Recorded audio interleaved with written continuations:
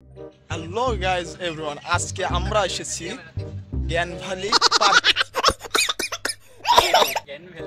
ও green valley park, sorry আমি mistake.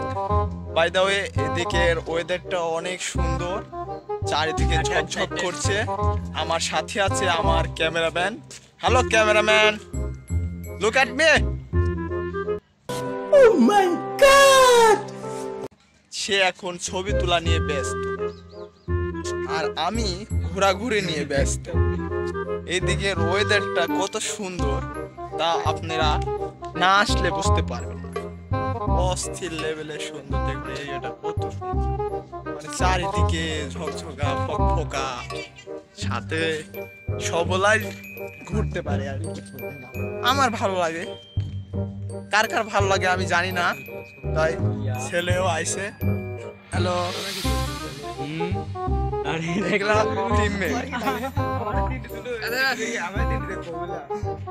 তো এইবার আপনাদেরকে আমি দেখাচ্ছি সব থেকে বেস্ট পয়েন্ট লালপুর এরিয়াটা দেখতে পাচ্ছেন কত সুন্দর। এই পার্কে যে আসবেন সে অবশ্যই একবার হলেও এই জায়গাটাতে উঠবেন।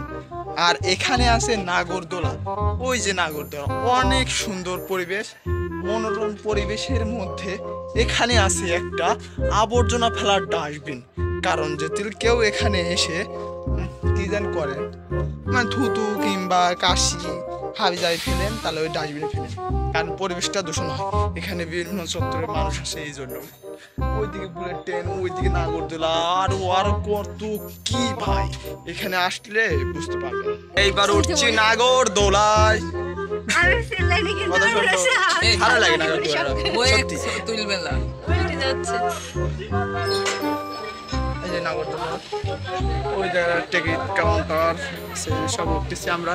এখন দুর্লভ জিনিস দেখতে পাবো, অস্থির অস্থির দুর্লভ জিনিস দেখতে পাচ্ছেন।